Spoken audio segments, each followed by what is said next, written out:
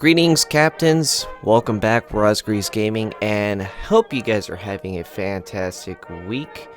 This video is going to post, let's see, not too long from now, only because Ranked Battles has begun. The 15th season. 15 seasons of Ranked Battles. I'm wondering if you guys, write in comment below if you guys been playing since the beginning of first ever Ranked season.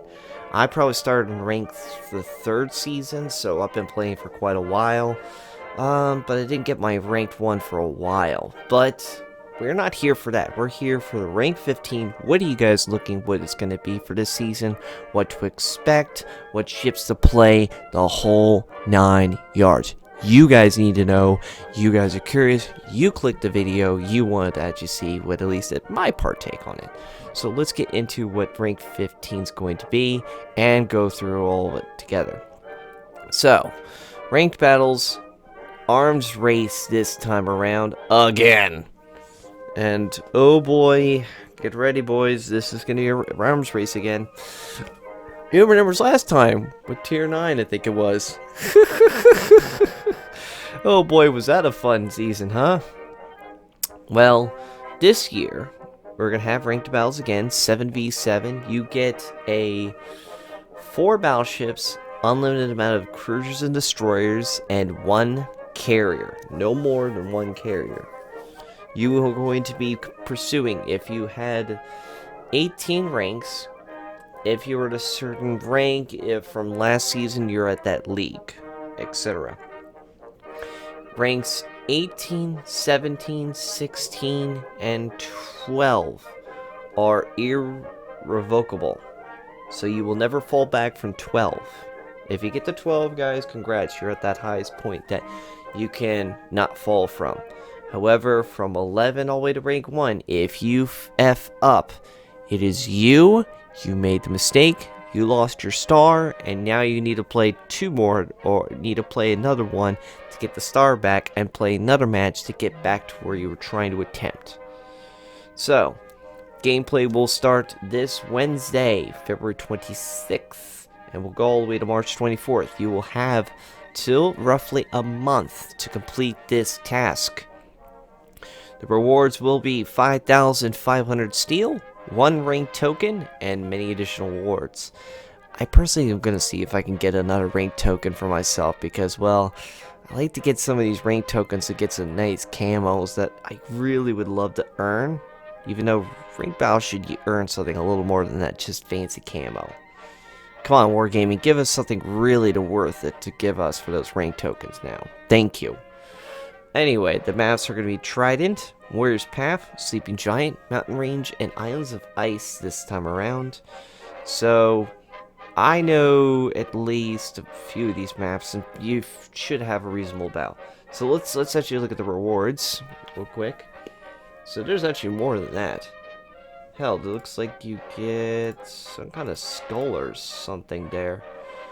I do not know what that skull is, but I'd like to know. Thank you, Wargaming, because that doesn't look like much, unless it's an emblem that I get to get. Because if that is an emblem I could put on my freaking every time I die or somebody knows it's like I killed and they look at my emblem as that would be kind of badass. Sorry, but it does look good. A lot of camos, a bunch of credits, some doubloons. I'll take those, thank you. A lot of flags, actually. 355 flags. And that's steel. I'd love to get the steel, too.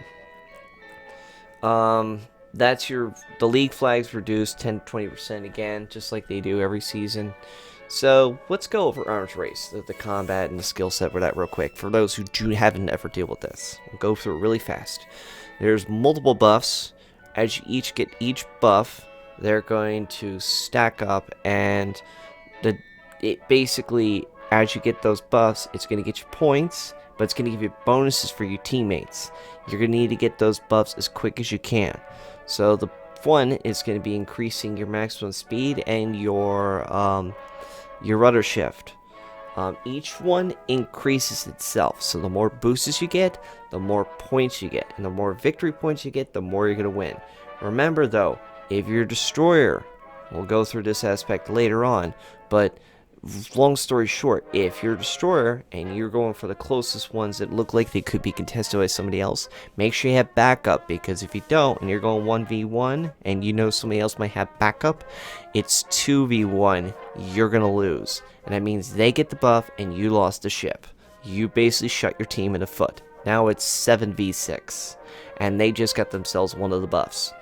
Don't play into enemy hands. Play it smart. Get the buffs as much as you can, but get them at a reasonable amount with some backup. Don't go here and act like a complete fool here. And arms race for sure. Now, the first one, like I said, also on top of that will give you a 20% reduction in engine boost cooldown for time for aircraft carrier squadrons. So that means that speed boost for those planes moving around quicker is going to get a lot quicker. My favorite is the continuous HP. That's going to be plus 0.03 HP per second on your ship's health. So the more you get, the more those destroyers can heal up and get more into the fight. The more that cruisers and battleships can last longer in a brawl. Or even my favorite is 1% to aircraft HP per second. So that means those planes have a little bit longer health while dealing with the DACA coming at them. Reload of time of main battery weapons, and restoration time on the deck. That's a nice one too, so that means your guns are going to fire faster, your torpedoes are going to run faster, and your aircraft are going to have their restoring of their ammo and everything else. And restoring planes up to the deck is going to get quicker. I like that. Reload time for ships and squadron consumables. Means you get a quicker hitting that firing up a squadron, hitting up that speed boost, etc, etc. 5% each time for the reload of the consumables, so you get your heals quicker, you get your raiders out quicker, etc, etc. Remember that that's going to be a key point for a lot of certain ships. So enough of talking about what the game aspect's going to be. Let's talk about, and we're going to tab to it, the game, the ships that we're going to pick. So it is going to be tier 10. So we definitely have to talk about a bunch of ships that are going to be, well, worthwhile for this season. So my first recommendations, of course, are going to be the Kremlin, because it's a big baddie ship that's going to punch the heck out of things. First off, this is the battleship aspect. America can do okay in the Montana, but it's not going to be spectacular. It's just decent. It's nothing bells and whistles. Yamato, still going to be good. Still has the best guns technically for damage in the game for penetration, but Kremlin's kind of took in the shine from it. Germany's Kurfürst, it's going to be meh, but not great. The worst is going to be the Conqueror and its sister Thunderer. I don't think it's going to be too much of an aspect to support. The last one will have to be the French battleship Republic and the Bourgogne. Maybe the Bourgogne, because it's got a fast, it's got a reload buff, reload booster and stuff like that. I can kind of see that ship doing okay this season, but it's going to be very difficult. You're going to have to be a very quick and cutting ship and able to take out targets as much as you can and stick with the fleet. So that is kind of meh and kind of difficult to say a recommendation for. Now let's get to the cruisers. We got Zao, Des Moines, Salem, Worcester, Moskva, Stalingrad, Hindenburg, Minotaur, Goliath, Henri, Venetia. Well, I'm going to say this right off the bat. Moskva, Stalingrad, oh, and Smolensk. All recommendations for me, hands down. The Des Moines, the Salem, definitely as well, as long as you don't be a complete fool. Zao, meh. Henri, not really. Hindenburg, okay, but not the best choice.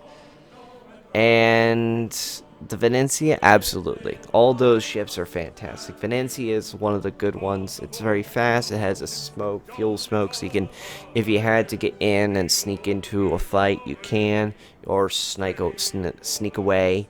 It also has SAP rounds, which means if it does hit a couple destroyers, that could rip the hell out of them. Especially if it gets that reload booster, that's going to be devastating to a lot of broadsiding ships or a lot of ships that's going to hit by the superstructure with SAP rounds. Hindenburg also, because once that reload booster starts kicking in, because of its buff, standardize, add that to the reload that's getting, oh my goodness. Now the reason why I said absolutely with the Russians, this is no brainer.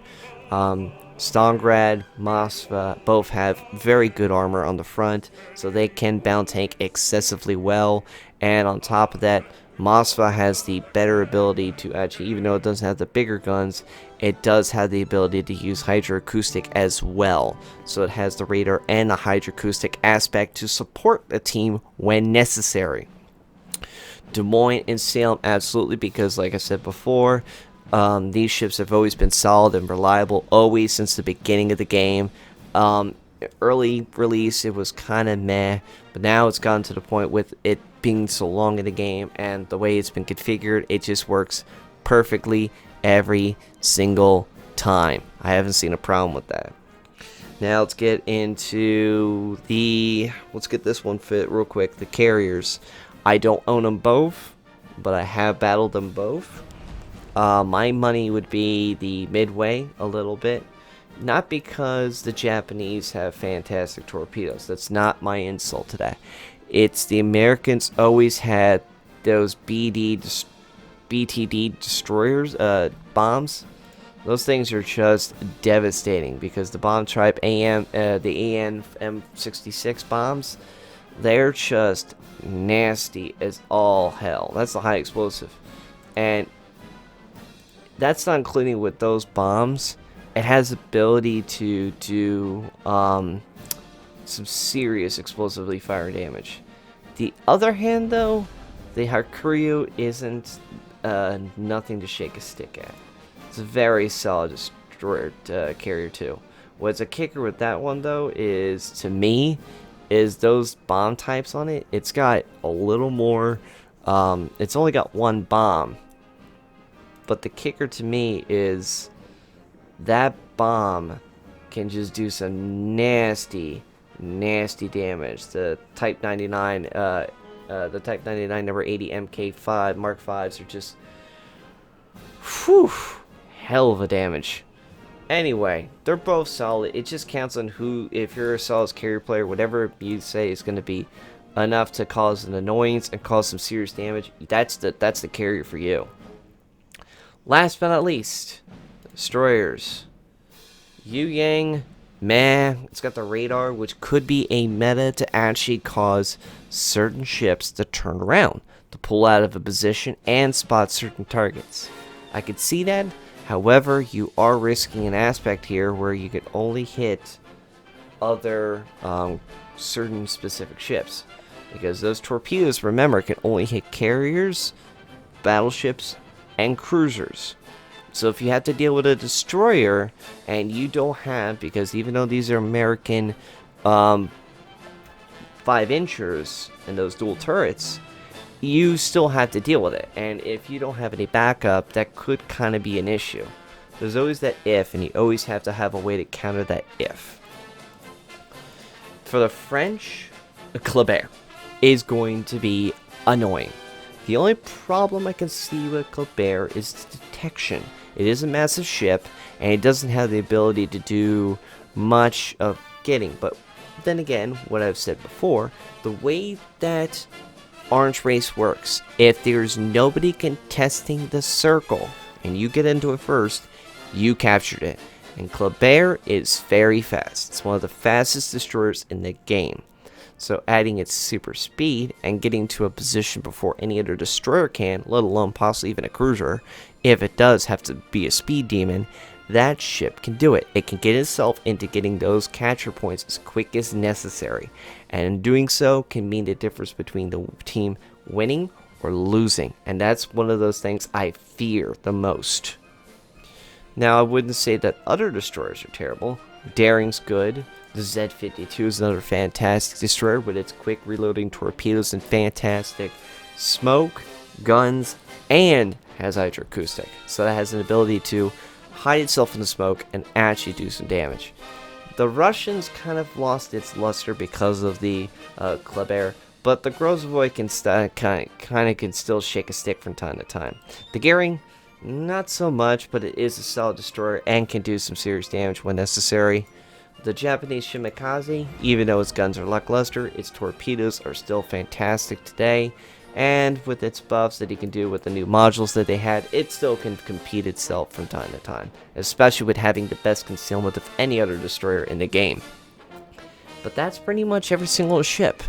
And long story made short, I think this season a lot of players were going to see the most major of this aspect going to be two types of meta ships. You're going to see hard-hitting and armor-taking the Russians, and you're going to see a lot of the speed demon French mixed together with that. You will see a mix from time to time, a few Americans mixed into the bowl, but for the most part, you're going to see the Russians and the French showing up in full force in this season because of the ability of the Russians able to take a few hits and feel like it's nothing, and the French having the ability to be very quick, get to positions as necessary, and being a complete annoyance.